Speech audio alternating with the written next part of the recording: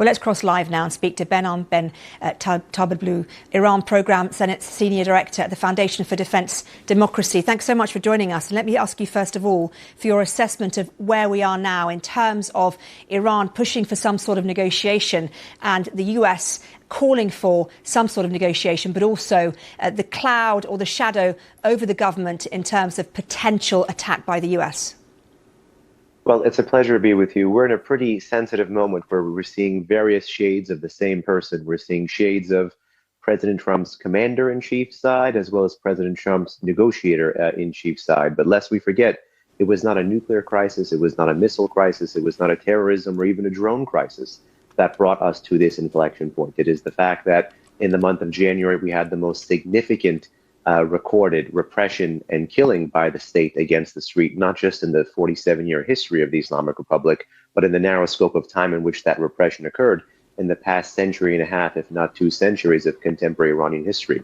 It was against that backdrop that President Trump drew not once or twice, but at least 8 or 9 times by my count, red lines relating to the humanitarian catastrophe there, and that despite this most recent news of back channels and intermediation for a potential nuclear off-ramp, there is no nuclear or diplomatic off-ramp to this humanitarian crisis, particularly at this point. So what do you think the US needs to do right now then?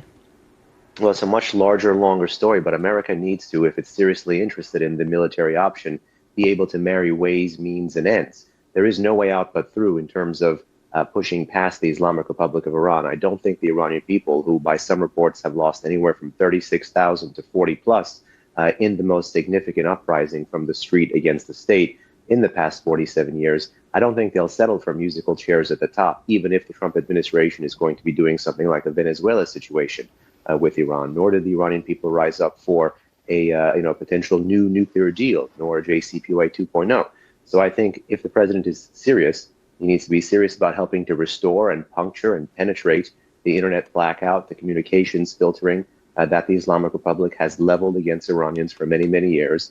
The second thing is that he needs to be able to help pave the pathway for future protest movements and level the playing field against the state in the street, meaningfully enforce now maximum pressure sanctions to rob the regime's security services of revenue. But ultimately, because he's raised expectations so high, particularly by saying that the U.S. is locked and loaded and that help is on the way, if there is no quote-unquote military action that is seen and felt, there'll be a major credibility blow, strategic blow, political blow, and worse, moral blow that puts America back into where it was with encouraging protests in 1956 in Hungary and in 1991 in Iraq.